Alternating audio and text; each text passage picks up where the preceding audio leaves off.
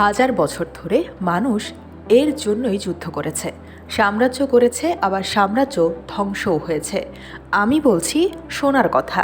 কিন্তু কখনো কি ভেবে দেখেছেন, যে সোনা আজ আপনার সিন্দুকে বা গয়নায় শোভা পাচ্ছে, তা কি একদিন স্রেফ রাস্তার সাধারণ পাথরের মতো মূল্যহীন হয়ে যেতে পারে?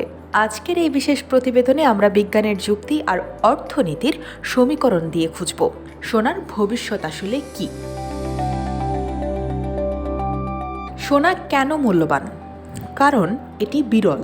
পৃথিবীতে এ পর্যন্ত যত সোনা উত্তোলন করা হয়েছে তা দিয়ে মাত্র 3 থেকে 4টি অলিম্পিক সাইজের সুইমিং পুল ভরা সম্ভব।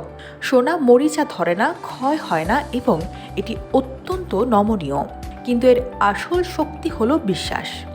মানুষ বিশ্বাস করে সোনা বিপদে কাজে আসবে, তাই এর দাম আছে।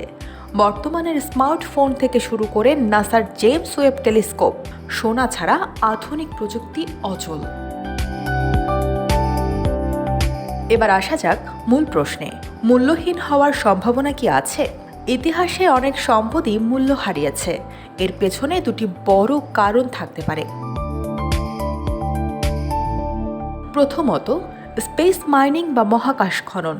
বিজ্ঞানীরা জানেন আমাদের মহাকাশে সাইকি 16-এর মতো এমন কিছু গ্রহাণু আছে যেখানে এত বেশি সোনা আর প্লাটিনাম আছে, তা যদি পৃথিবীতে আনা যায় তবে পৃথিবীর প্রতিটি মানুষ কোটিপতি হয়ে যাবে। যোগান বেড়ে গেলে দাম পড়ে যাবে, এটাই স্বাভাবিক। দ্বিতীয়ত, ল্যাবরেটরিতে সোনা তৈরি। যদি কোনোদিন বিজ্ঞানীরা সস্তায় কৃত্রিমভাবে সোনা তৈরি করতে সফল হন তবে এর আভিজাত্য নিমিষেই শেষ হয়ে যাবে। কিন্তু বাস্তবতা হলো, মহাকাশ থেকে সোনা আনা যেমন কয়েক দশকের স্বপ্ন, তেমনি ল্যাবে সোনা তৈরি করা বর্তমানে সোনার বাজার দরের চেয়েও কয়েক গুণ বেশি দামি। এছাড়া কেন্দ্রীয় ব্যাংকগুলো তাদের রিজার্ভে সোনা রাখে। যখন ডলার বা টাকার মান কমে যায় তখন সোনাই অর্থনীতিকে বাঁচিয়ে রাখে। তাই সোনা কেবল গয়না নয়, এটি একটি গ্লোবাল কারেন্সি।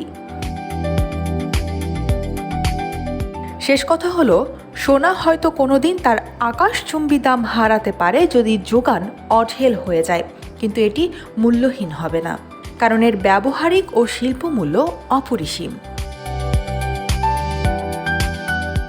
হাজার বছর আগে সোনা যেমন দামি ছিল, সম্ভবত আগামী কয়েকশো বছরও এর রাজত্ব থাকবে অটুট।